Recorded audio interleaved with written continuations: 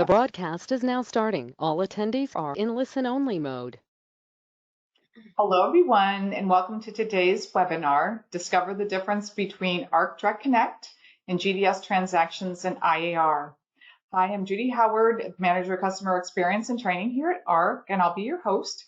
And I'm really excited to have our ARC guest presenters today, Paige Blunt, who many of you probably know. She's our Senior Manager of Direct Connect and One Order.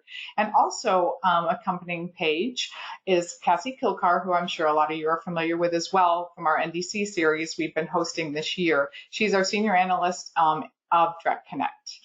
Before I turn it over to Paige to kick this off and get started today, I just want to do some housekeeping. This is an interactive session, so please ask your questions. This is the time to do this. We have our experts, Paige and Cassie, on the phone today that will be able to answer those, or if you are asked questions, we don't get to them all, they'll respond individually to those after the session ends.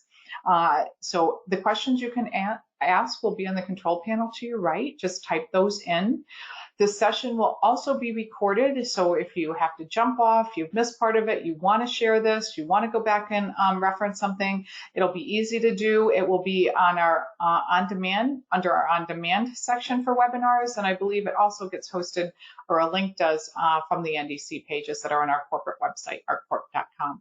So anyway, Paige, I'm going to turn it over to you to kick it off. Great, thanks, Judy. Welcome, everyone. Thank you so much for joining us again today. I'd like to get started with saying that we are coming to the end of 2023, and we have done some phenomenal webinars this year, specifically with Amadeus and our partner series, as well as our, kind of our questioning what NDC is in kind of our basic webinar that we had back in August. And then now we're having this one, which is really going to give you some insight into how to really differentiate transactions within IAR between GDS and NDC. I think we've done a little bit of this before, so it might be a little repetitive for some, but there's been so many more agents and airlines that are now participating. I think it makes sense to really provide this once again. We'll talk through kind of that direct connect flow so that you can understand exactly how transactions are getting to us. And then we'll talk about who's doing what within the direct connect space. And then we'll really get into understanding IAR and how those differences appear between the GDS and NDC transactions and the different modification capabilities, those types of things. And then we will take some questions. So we'll go ahead and get started. Please, Cassie, next one. Thank you. So this is the flow chart that you may have seen before, just really outlining the process where you have the airline on the left side here, and they're working to be able to provide offers to you via the Direct Connect channel with an API or via an aggregator. That aggregator truly can be many different kinds. It can be can you go back? Thank you. It really can be a GDS aggregator. It could be a standalone aggregator like a Hipmonk or an Atris.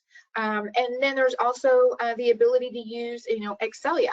So there are many ways to be able to connect with NDC content.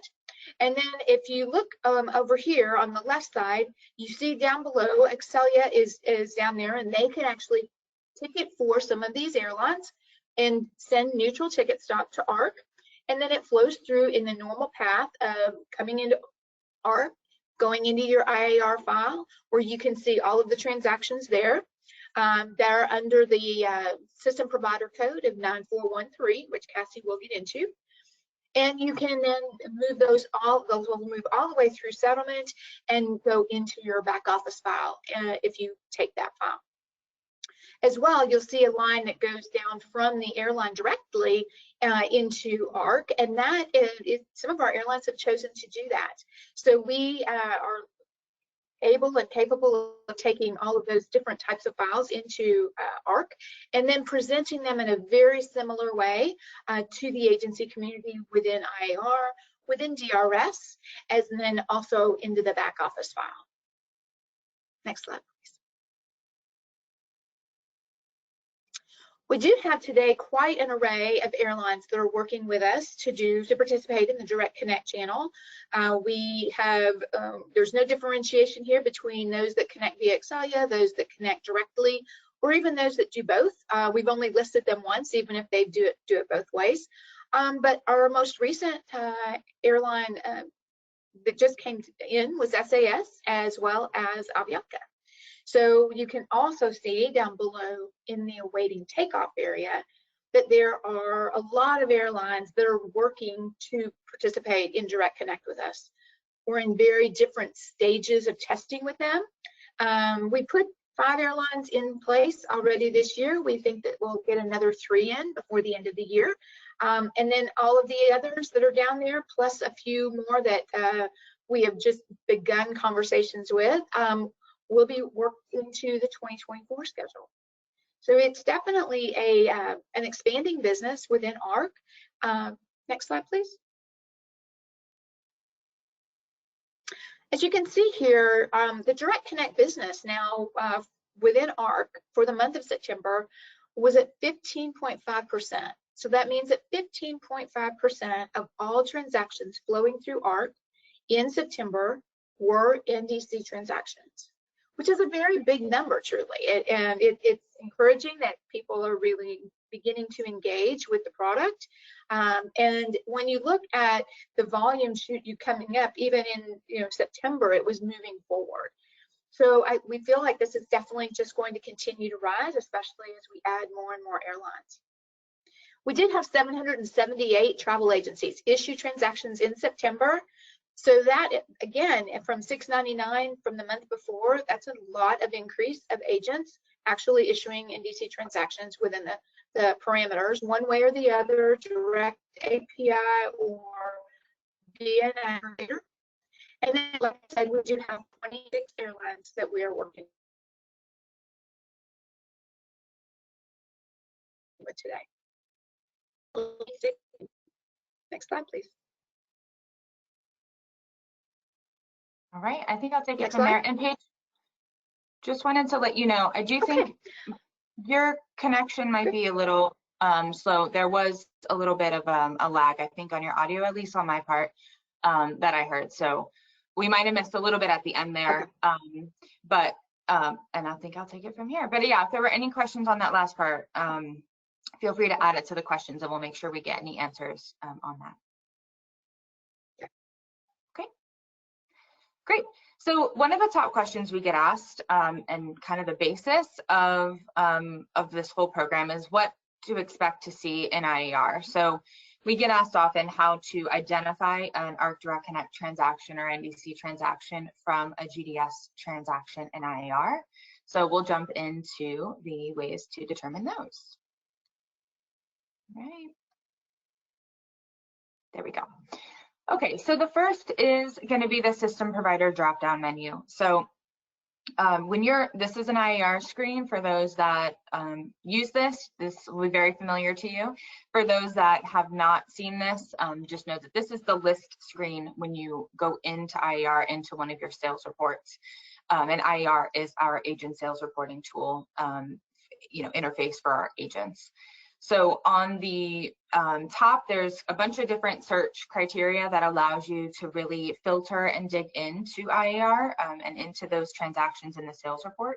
And one of those is the system provider drop-down menu. So in the case of NDC transactions, just like a GDS, we kind of consider each NDC carrier as their own system provider. So they will be on the list here, as you can see. Below that highlighted Airline Direct All, you can see some of those GDS providers above. So you can filter your sales report by GDS. You can also, to find your Direct Connect transactions, you can filter by Airline Direct All, which would show you your full list of Airline Direct transactions. Or if you want to filter by just one specific airline, you certainly can do that by just selecting that particular airline. Each airline has this 4-digit system provider code, might look somewhat familiar. That does begin with the 3-digit carrier code, which is also the beginning of a ticket number. And then followed by a check digit. So those 4 digits are assigned uniquely to each airline, and that's what's preceding the name in this drop-down list. So for Airline Direct, there's kind of a unique scenario here where we know that the documents that are being reported to ARC by Acelia, previously Farelogix, which you can see at the very top of the screen here on the drop-down menu, they are, at least to our knowledge, sending us all NDC transactions. So even though they kind of fall under this umbrella of Direct Connect within ARC, they are slightly different in how you would sort or see them in IAR. And we'll get into that more throughout this presentation. But if you wanted to sort on Farelogix Acelia transactions, you would want to select the 9413 Farelogix from this system provider drop-down menu. That would be the only exception that falls outside of this Airline Direct all on this system provider list. Okay. Next is going to be the form code ranges. So this may make some sense to some and not to others, and that's okay. It just depends on kind of where you're at in the journey. But for NDC transactions, all NDC transactions through ARC, so through our Direct Connect program, all the tickets will be issued on airline stock or airline form code ranges. All GDS transactions and Farelogix Acelia transactions today are issued on ARC or neutral ticket stock ranges. So if you see here towards the bottom where those arrows are pointing, when you're looking at your list of transactions, you'll see quite a difference in that ticket number and in that range for the form codes. So here, the first, majority of these tickets begin with 2-1. That is indicating that those are NDC because we're aware that those are not ARC neutral form code ranges. Those are airline stock. And then starting with the 777, those are ARC neutral form code ranges. The reason we provided this hyperlink at the bottom, because if you're not familiar with what ranges are what, which is totally understandable if you're not, you can go to the IAH, so the Industry Agents Handbook, and you can, on page 193, see what ranges are actually assigned to ARC as neutral ticket stock. So if you wanted to dig into that or keep copy of that reference, you can, so that you can refer back to it to help you designate between the form code ranges that you're seeing in any given list. Okay. And then we do have an Airline Direct indicator. So on each of the tickets, once you dig into the details of that transaction, you'll see that there is an Airline Direct with a checkbox in the top right-hand corner for most screens, except for refunds. So you can see in this second screenshot below, the Airline Direct is a little further down on the page, kind of within that refund information. And if it is a Direct Connect, again, exception here is Acelia, Farelogix. So here, this is just going to be any airline, any transaction that's coming to us from one of our Airline Direct carriers, that checkbox will be marked. So that's a great indicator on the screen. Again, you have to be in the details of that transaction in order to see this checkbox, but it is a quick way at a glance within the transaction to see if it's Airline Direct or not.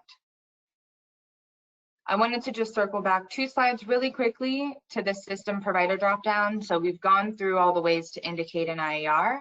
And as you can see, the only way truly to distinguish the Acelia transactions from the other, from a GDS transaction would be this drop-down menu. So again, they're, because it's a unique setup, they are kind of set up within our system like a GDS. The only way to see those NDC or Direct Connect transactions separated out would be to go to the drop-down menu and specifically select Farelogix 9413. Okay. Hey, Cassie, there are just a couple questions. One, I'm going to go back for just a second, if you don't mind, Sure. for a moment. Somebody asked about why Delta wasn't on the list, and that's because they're not currently sending NDC transactions to us or testing NDC right now.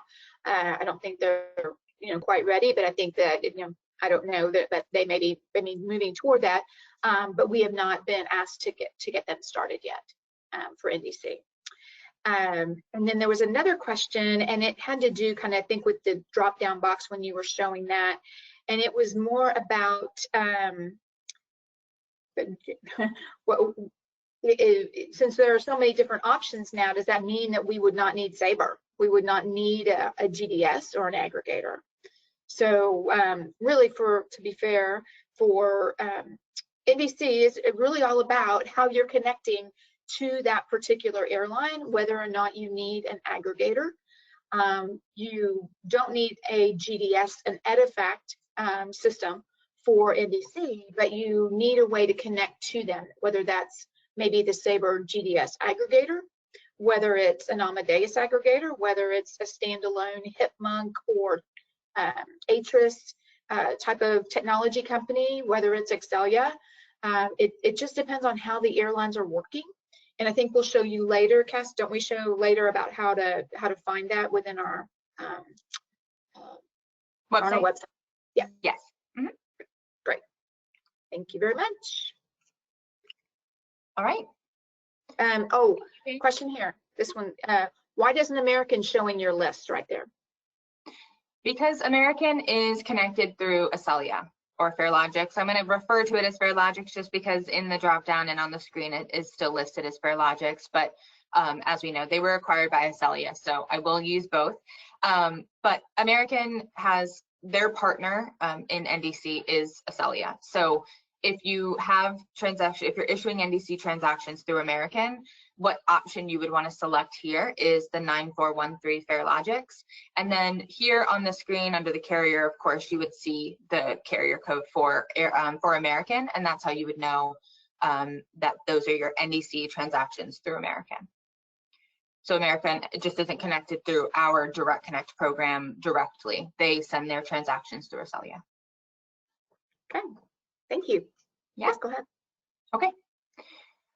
All right. So we get this question a lot, and totally understandable. So, you know, we understand that a lot of agencies are doing their own sort of, you know, reconciliation and review of these sales reports, and you might see some transactions missing from your sales report. So while the answers here are not always cut and dry, there are a few possible explanations that we do want to cover, so I'll walk through those. Just know that this isn't necessarily a full extensive list of why that might be missing. It could be any of the traditional reasons why a transaction might not be in your sales report as well. But these are some of the unique things about NDC or Direct Connect that might be resulting in a missing transaction. All right, so in the US GDS channel, it is typical for transactions to load into IAR the day after ticket issuance. So for NDC, depending on the airline's NDC provider, there could be an extra day delay for that load to IAR. So for instance, a ticket is issued on a Monday. Instead of that ticket loading to IAR on a Tuesday, you would not see that transaction in your sales report until Wednesday. So just like you see here on the screen, you've got that date of issue of October 8th. In the kind of traditional GDS and for other NDC providers, there are some that load next day just like a GDS ticket would. You would see the entry date of October 9th, but in this case, it's October 10th. So, you know, again, we know that there's different like auditing processes for different agencies. So we felt it was worth mentioning that in some cases, this extra day could be expected. So just, you know, don't maybe raise that flag right away. And, you know, we'll talk a little bit about how you might be able to determine if this would apply to your transactions or not. Because there is a question, and I think maybe it was a misunderstanding, but it says the ticket is issued and shows on the same day. Why is that? And I think there's just a misunderstanding of how you commented about that. So maybe you could restate that. Yeah, so I'll just restate, and then Paige, please feel free to tell me or restate it as well, sure, if you feel like it's necessary. So this ticket we're looking at on the screen was issued on October 8th. That ticket then gets reported to ARC through whoever the provider is, or in the case, we can even use a traditional GDS. the GDS would deliver that ticket to us in a sales file, typically by the evening or very early morning hours of October 9th. Okay, so evening of the 8th or early morning of the 9th. And then we would load that transaction next business day. So October 9th is when you would typically see a ticket loaded to IAR. So if it's issued on the 8th, loaded on the 9th. And that's what the entry date is here on the screen. For NDC, there are some scenarios or cases where there's an extra day added to that process. And again, it's kind of around the provider that that carrier may use. So it's possible that instead of loading on the 9th, that ticket that was issued on the 8th would not load until October 10th. Hopefully that makes sense, a little more sense. Thank you, I think so, yeah. Yeah, okay. Okay, there's one more question. Will the NDC transactions be reflected in the BOS file? Yes, they should. That we, load those in, and essentially NDC tickets, except for these differences we're going to go over in this presentation, the process should flow the same as a GDS. So if you receive the BOS file today, then those NDC tickets should be included within that BOS file with your other GDS tickets or NDC tickets as well. Perfect. And then there were a couple questions about voiding, and I think the question is really around that extra day. Okay. But I think that the void question is a really, it's a good one for NDC to really be able to understand. Do you want to go ahead and talk about that? So the next slide is actually on voids. So what I'll do is I'll tackle that, and I'll kind of include that question and maybe how that would be impacted by the extra day. And because it's truly going to matter about that airline configuration as well. So I'll tackle the next slide, and then if there's still questions around voids, which is common, we get questions about voids especially all the time, so please feel free to ask if there's anything we're not covering in the next slide. So I'll just jump to that. Okay, wait, not just yet. Okay. Will the extra day delay for IAR entry date cross between ARC periods, PEDs? Yes, so there have been instances where that has happened, and unfortunately from the ARC perspective, that is unavoidable. We do work with the provider and with the agent if that happens. What can happen is that can just load out of period, which shouldn't have a big impact to the sales report per se. But we also have had some instances where it's caused some kind of financial reconciliation issues, and we just work closely with the agents and with the carriers. We obviously make them aware that this is causing an issue.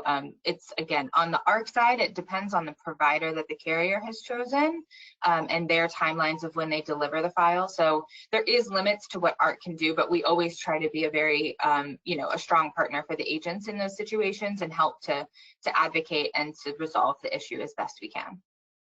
Anything you'd like to add to that, Paige? No, no. I think it covers it, definitely. Okay.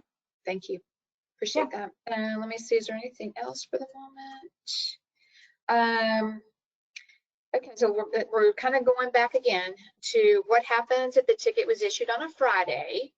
Does it get loaded on Monday or Tuesday? And I think that's a little, if you can go ahead and talk about that one, Cass. Yeah.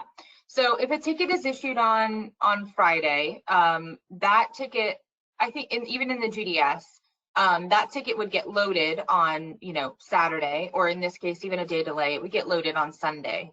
Now there is kind of a window of that you guys are used to in IAR, and that kind of jumps to the next section, which is sort of part of the void window. It's also the lockdown window, and that really is going to vary based on the configuration of the airline, and I promise we'll get to that a little further in the presentation. So that kind of behavior is really going to be driven by the configuration the airline has selected for their Direct Connect program, but the loading of that should, again, kind of follow the same process. There just might be an additional day to that on top of what you would normally see for a GDS transaction. So to just keep it, I guess, simple for what we're talking about specifically on the screen, I'll kind of pause there, but we will also talk about you know, if something is issued or loads on a Friday, the amount of time that you have to do modifications or voids, and what that might mean for you.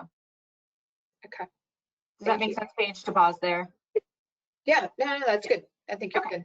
I think we need to keep moving a little bit, just because I think there's a few things you're going to get to here in the next couple. So, yeah. Okay, I'll keep it moving. All right, so same day voids. So these can look different, as we touched on a little bit. This can look different for NDC than it does for US GDS channel. So we can start here with what agents are most you know, used to seeing in IAR, which is the reporting of both sale and void. So with your GDS tickets, obviously that sale comes in, and then sometimes, typically same day, that void would come in, and you would see both of those in your sales report in IAR. So for NDC, that's not always the case. So essentially, even if the void capability is supported, meaning an agent can void the transaction after issuance using whatever portal or interface that you use to issue the ticket, it doesn't necessarily mean that the airline is going to report both the sale and void. And this is especially true for international carriers. There is a slightly different way that this is done in the BSP market, so outside of the US, where only the void gets sent or reported. Essentially, it overwrites that original sale and kind of replaces it, if you will. If you kind of think about it like a database, that void sort of replaces that sale and takes its place. So the only thing that gets reported out is the void. However, for ARC, obviously we built our system and are expecting both sale and void. So when we go to load that void into IAR, if we don't have the corresponding sale, then that would cause an issue or a rejection on our side. So you may not see a void or sale in your sales report, and that even if you've voided the ticket. And we understand that that can be a pain point for agents, and we do work with airlines and communicate kind of, you know, all the sides of this to help make this as seamless and streamlined for the agent as possible. But it is possible that you may not see your sale or void, even if that ticket's been voided in the sales report. And again, that's just related to kind of the back end process for airlines and how they might be sending it.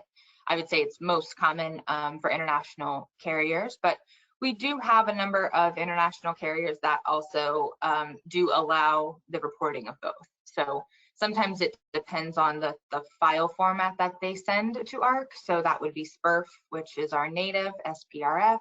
And then those that send a RET file, which is more common obviously in the BSP markets internationally, there are some limitations around that with void. So that can be the reason you may not see a sale or a void in your sales report. Thank you. I'm sure Another there's a lot or more questions. Yeah, I didn't know if we went good. So the next question is, are manual voids allowed for NDC transactions in ARC?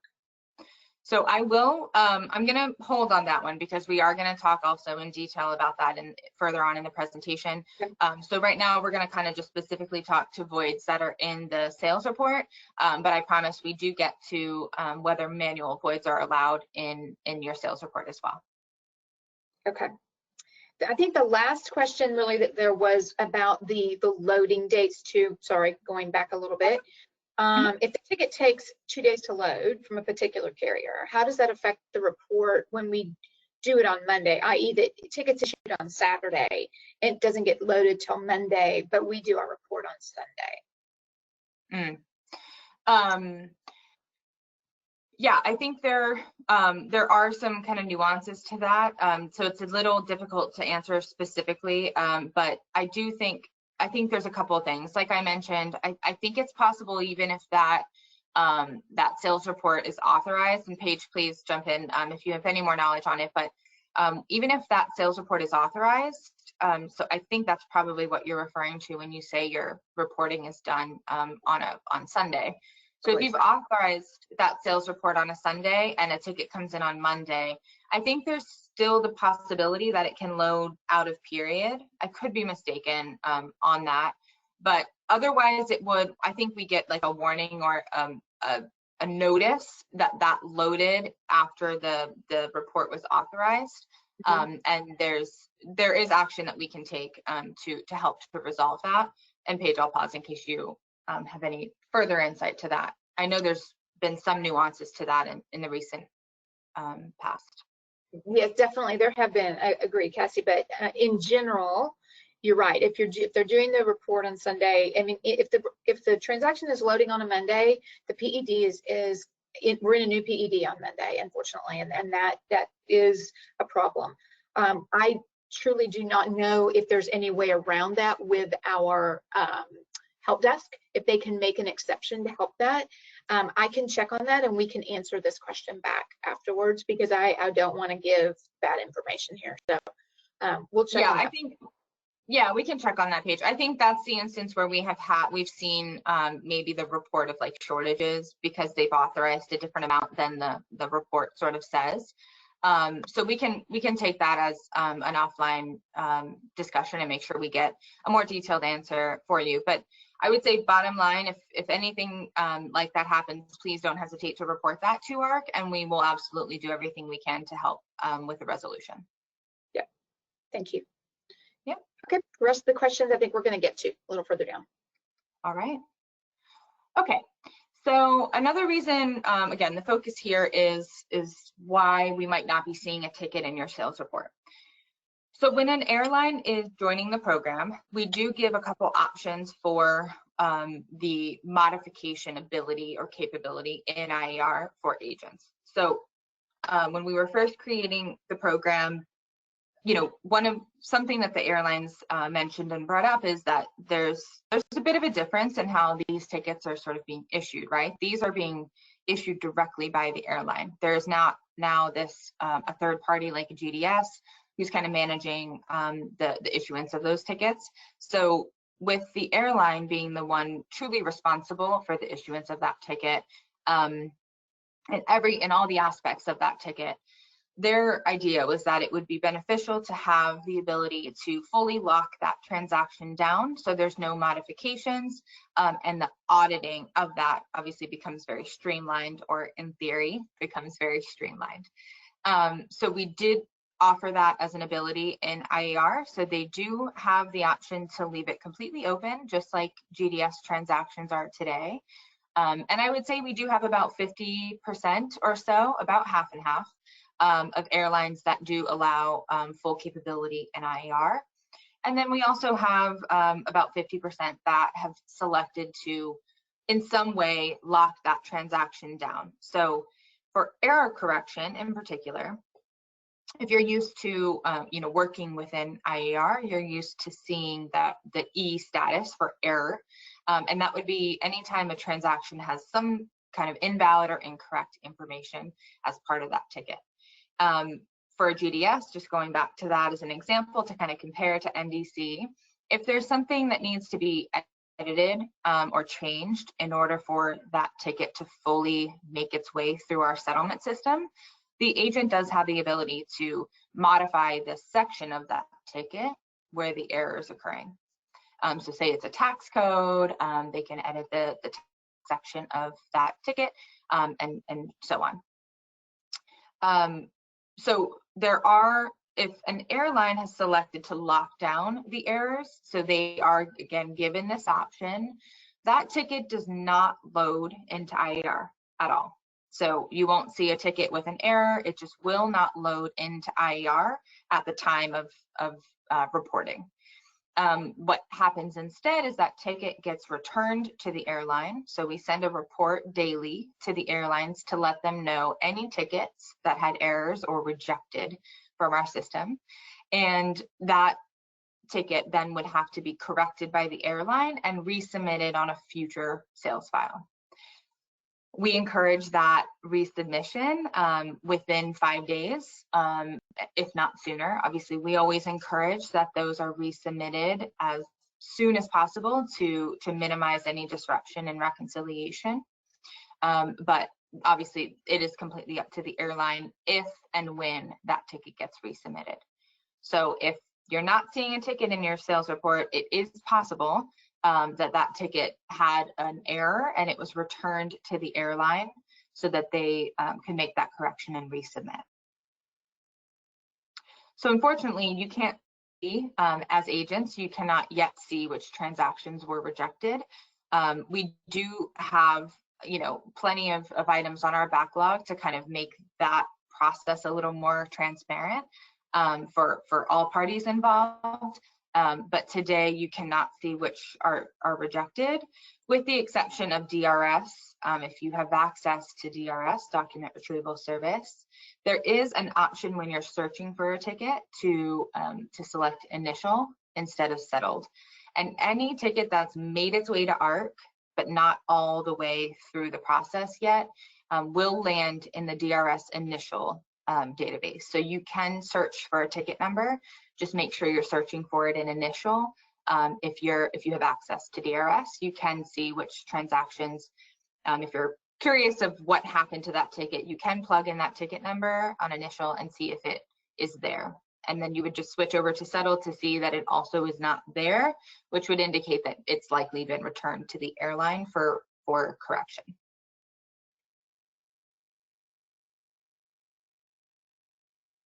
Any questions on that, Paige?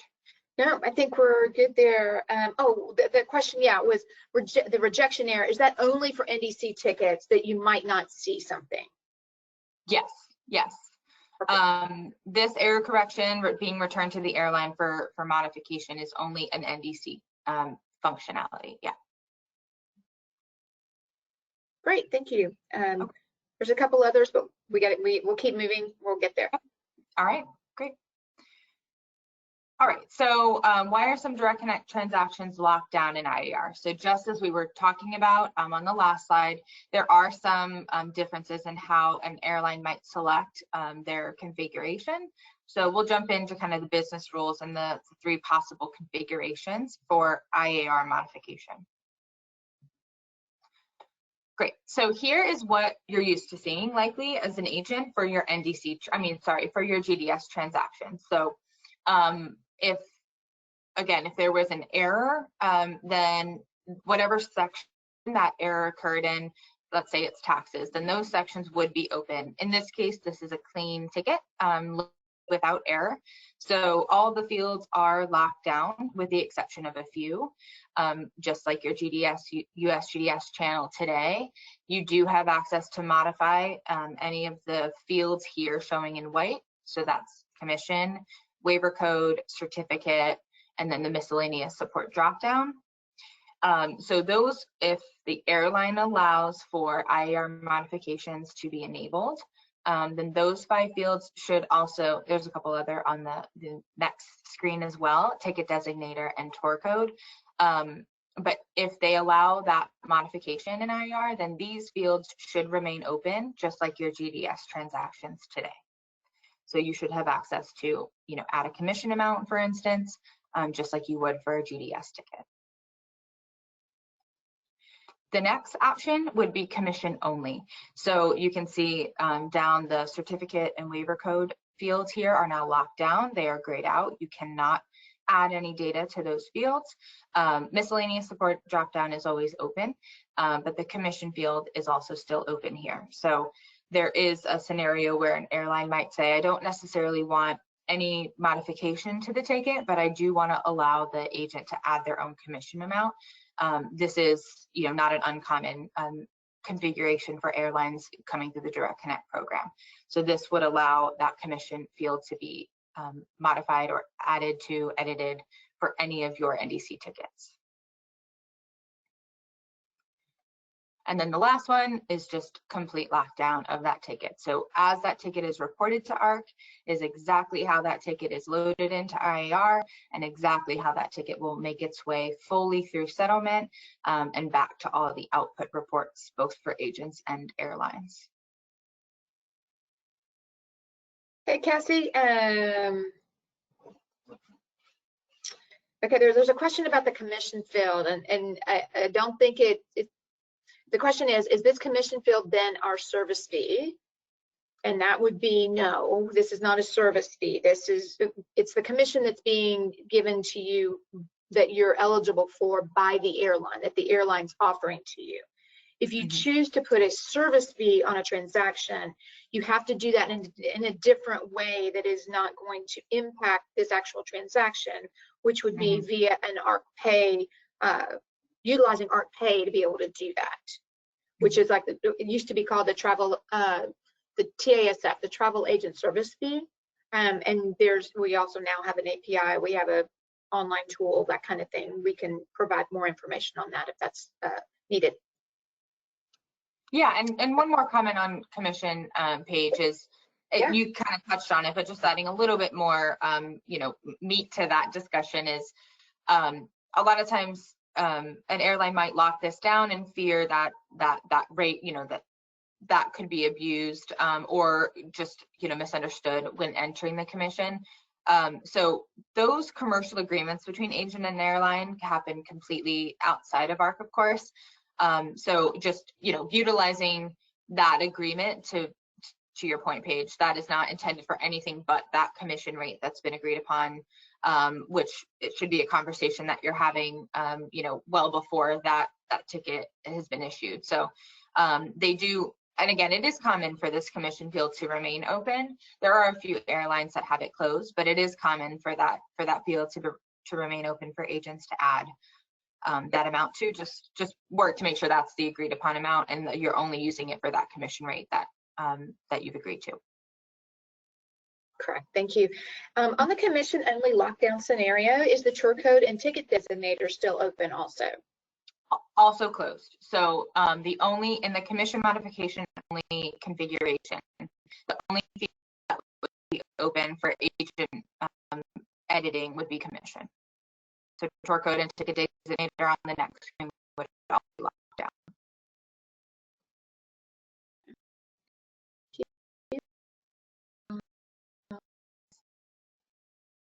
Yeah, no, I agree.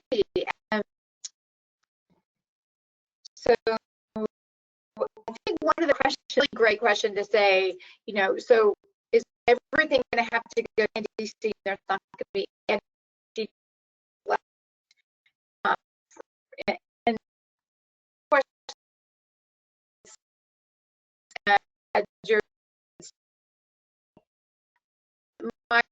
my thought is that there's going to be a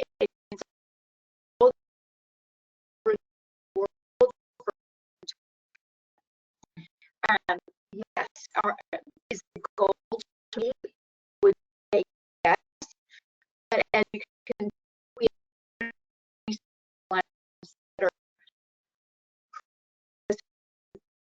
NDC transactions today for about 15% of the transactions in September. And so, GDSs are still here. I can't, kind of see the future and how each airline's going to attack, increased usage of their NDC products. But I think it's safe to say we're going to have a hybrid product for quite a while. Yeah, I would agree. And the only thing I would add, and I think Judy may have said she got a question prior to the presentation too, that's kind of in the same vein, which is kind of, is NDC mandatory? Is that something that you have to do? And out to your point, Paige, like the GDSs are still very much in the picture. Now, what an airline chooses to do in terms of whether it be like a surcharge or anything related to kind of steering agents or the industry in a certain direction, is up to them. So we don't really have like a full say. I wouldn't say that it's mandatory at this point, but it's also gonna, again, kind of circling back to the commercial agreement between agent and airline. Those are just gonna have to be discussions that are had. And just a quick note on that too, because in our previous webinar, I just wanna kind of do a little shameless plug here. In our previous webinar, we also do discuss kind of talking points and things that we recommend that you're kind of bringing to the if you are trying to get connected, I would recommend having with to really to get those conversations points available for agents to be asking, because we've been very kind of rooted and involved in those discussions over the last few years. Exactly, thank you. There's a question, it says, and this is kind of going back to the whole day delay transaction, but I wanted to wait till we got to the whole modification window. If the transaction loaded with day delay, will it allow us to correct the commission or residual details? Yeah, so regardless of the day delay, as far as the fields open, you still get the normal like IAR window. So if that were to load instead of Tuesday, it loads on Wednesday, you would, assuming the airline allows you to do modification, that window would remain open until 11:59 on Wednesday. So no matter what, the day that it enters IAR, you would have that full business day to do your modifications, assuming the airline is allowing modification. Now, the void window, and we're actually, I think, gonna talk about that a little bit more, but I can touch on a little bit as far as like manual voids go. That is also a selection. I think, actually, I'll just go here. This is kind of a good reference point. So this is on our website. If you go to our Direct Connect website, you can see all of the participating carriers, and it's just going to show like a small little bar for each airline, and then you'll be able to see, I think, this drop down. If you expand the caret, it will show you the configurations for each airline. Some airlines might have multiple configurations. United is an example of that, so I'll go to the next slide too in just a moment to show you the difference. But here you can see what you are allowed and not allowed to do in IAR. So in this case, you can see the transaction types you'd expect to see in IAR are these 4. They're all highlighted here. And then over here on the right hand side, you can see for IAR, here's what is allowed or not allowed. So if there's an error on the transaction, as we talked about previously, in the case of United, that would get returned to the airline, so it would not load to IAR. They are allowing commission only, so you would have that full business day on Wednesday or Tuesday, whatever day the ticket loaded, to add your commission to that ticket before lockdown. And then the manual entries, there are none. So in this case, they do not allow any manual voids, refunds, or exchanges, or the addition of any sale to your sales report. So in this case, this is mostly locked down with the exception of commission. Now looking at United, if we go to their next slide, this is via Acelia. So any United tickets that are issued via Acelia, which are also NDC tickets, this is going to look just like a GDS ticket. So you're going to have all the normal capability for that GDS ticket. So if there's an error, you can correct it. You can add any of those 5 modification fields: commission, ticket designator, tour code, waiver code, and certificate. You can modify any of those up until the window closes. And then the manual entries are all as well. So this, again, this is very much what you would be able to do with a GDS ticket. And that applies, by the way, to all Acelia airlines. So any airline issuing their tickets through Acelia, this is the configuration that you would see for them. Great. Thank you. I think we're good to keep going for a few minutes. Thank you. Great. All right, perfect. And we can kind of breeze through. I know we have about 12 minutes left. We'll kind of touch on these just a little bit so you have some of that information, but I think the meat of it and a lot of the questions we get are through the slides we've just gone over. So please ask any other questions. Hopefully we'll have a little time here at the end. I'll try to get through these quickly so we have some more time. So are there any other Direct Connect transaction differences? And yes, there are.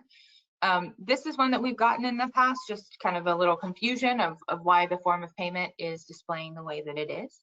So if an airline is initiating their own credit billing, then there is kind of a back end process that we have to do in order to prevent the initiation of credit billing by ARC.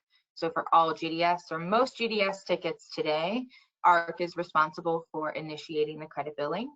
So for NDC, when we were creating the program, there was a method that we had to do to get the tickets to load to IAR, but not eventually get billed. So what we had to do is change the form of payment type and the account number. So you'll see here on the left-hand side that FOP for any ticket who the airline's doing the credit billing for will show an XX form of payment instead of the typical like VI AX form of payment. And then over on the right-hand side, if you were to click into the details of that ticket, you can see XXCC billing in place of a masked credit card number. So here, or the bin, whatever it is that displays. So here you're going to see kind of these unique characters and values for any ticket whose credit billing is initiated by the airline. So again, this is just informational for you guys to understand, like, why are we seeing XX on our list? That's not a valid form of payment. That would be why. Okay. And then there are some financial differences in exchanges. So if an airline, as you heard me mention before, there are two file formats. There's SPERF and RET that ARC is able to accept through the NDC Direct Connect program. It is worth noting that exchanges for the agent in IAR will look pretty different between the two. So a GDS ticket, you're used to seeing here the full amounts, so full fare, full tax, and full total of the new document that was issued. And then on the other screens, which I'll show you in just a minute, you'll see kind of the difference between that new ticket and the old ticket, and then what that results in, whether it's an even exchange, an add collect, or a refund due. In the case of an exchange reported to ARC on a RET file, again, this is just a difference in how the other BSP markets do the exchanges. The values are actually going to come to ARC netted. So in this showing on the screen here is an even exchange. That amount that was reported to ARC was a $0 ticket. So there was no difference between the old and the new. So it's really just kind of like a heads up, like, hey, this ticket was issued, but no financials were needed or necessary to be exchanged between the two. They just evened out completely. So that ticket is reported to ARC, but you will see here in the financial details and the other screens as well that the base fare is 0, the tax is 0, and the total is 0 because those are the netted values between old and new ticket. So just know if an exchange, the financial values for an exchange look a little funky or don't quite, add up to the full amounts that you might expect, this could be why. And then I'll just click through the next two so you can see the other screens. Again, this is all an example of an even exchange where, again, it's showing one coupon exchanged, old fare and old taxes, old commission, no penalty. And then the summary is the difference between the two, which again is 0, so that's an even exchange.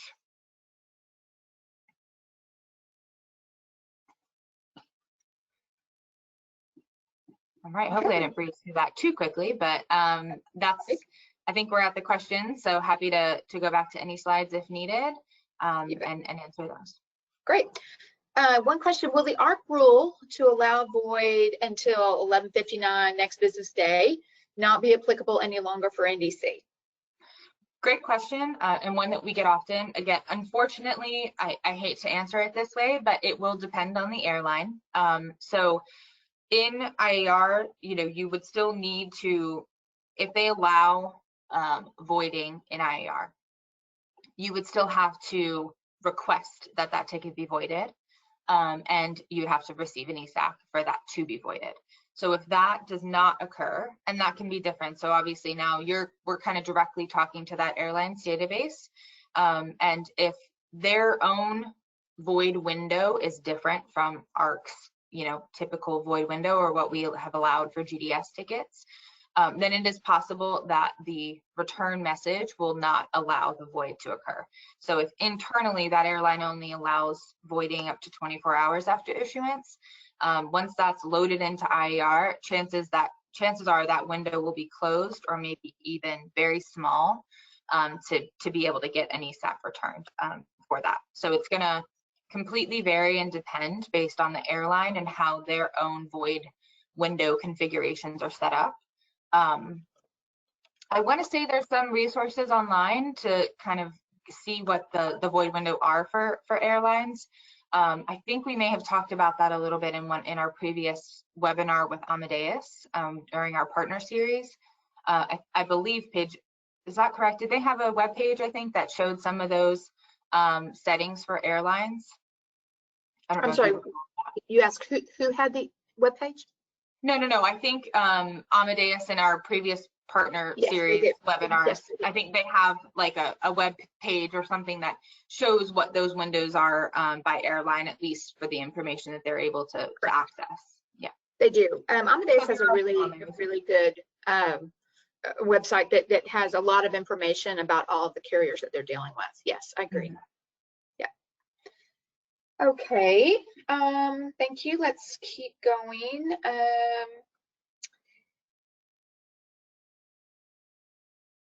Oh, wow. Okay. Sorry. Things are coming. It's coming in pretty quickly. And Paige, I'll just say quickly too, while you're kind of organizing those that are coming in, and since we only have about 5 minutes left, we do obviously want to honor everybody's time. So if we don't get to any questions as part of the session, we will take note of those questions and get like a written version of responses out, or get some direct responses out to you.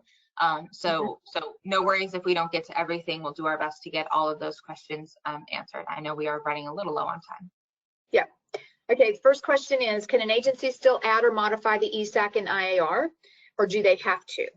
And I think that the response is that, you know, adding the ESAC for a void is something that happens outside of the transaction. In the NDC world, the airline is driving the ticket. And if they're going to allow you to void it, they will void the transaction because you will be shocked to be able to do that. So I think that's the question that's there. Yep. Next one, what if you have an exchange with an add collect? Will the amounts be listed within the exchange transaction? Yes. So let's just imagine here that this is an add collect scenario. You still would not see, basically what you would see here is the new document total would be the add collect amount. So again, they are on a RET, the amounts that are reported to ARC are the netted values. So if there's an add collect of $200, we would receive that new document, and the total amount for that document would be $200. So here you would see 200 as the new document total, $0 as the old document total. The new difference and new and old difference is 200. And then you would see here as a form of payment that $200 add collect amount. Okay, thank you. I think there was someone, because we are really low on time, apologies. There were a couple questions about being able to, how do we get started? How do we contact? How do we, how do we connect with, an airline? And I think one of the things that Cassie and I always really try to impose on people is that ARC can't get that started for you.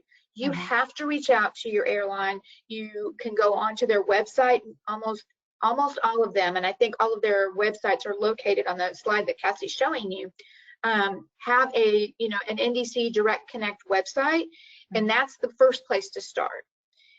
Or you could, if you were already working, say, with one airline using a GDS aggregator, potentially the GDS aggregator can help you get to other airlines and be connected with them also. But unfortunately, ARC has no stake in that, and we do have to direct you to the airline or an aggregator partner. And we do go over that, again, not to plug the previous webinars, but we do have a lot of resources. We have done many of these webinars in the past and recorded them. We do talk to that in those other recorded webinars as well. So we do try to help with kind of where to go to get started. We do get that question all the time. Unfortunately, ARC doesn't play, a role in kind of getting the agency set up, because that, again, has to be that kind of commercial arrangement between agent and airline. So please use the resources that are out there. We do have those pre-recorded webinars from before as well, or our website. Again, we do try to always keep these airline websites updated on our Direct Connect website so that you have the most up-to-date information on how to reach out to the airlines. And it is 2:59, Paige, so I'll definitely pause there. And I will turn it back over to yes, thank you so much. I appreciate it. Thank you everyone for joining. I will turn it back over to Judy for some final comments. Great, thank you, Paige, and thank you, Cassie. Great presentation, and you've provided this year and the various different NDC webinar sessions that you have had a lot of good information. And as Cassie said, if we don't get or did not answer all your questions or thoroughly, or you still have more after we leave the session today, then please reach out. And the team, I think it's ndc@arccorp.com, correct? And someone from Paige and Cassie's team will be responding to you directly. Look for more sessions to come. We may or may not have, or Paige and I are waiting to see if we'll have another installment of the Amadeus series before the end of the year. Otherwise, we do have a fraud awareness, kind of a year in review session coming up on February 8th. So again, thank you very, very much, Paige and Cassie. Great presentation today. And really thank you for all of you that attended today. We know your time is valuable and we appreciate it. And we hope that you found some really good, valuable information in today's session. Thank you again. Thanks, everyone. Bye, Bye. everyone. Bye.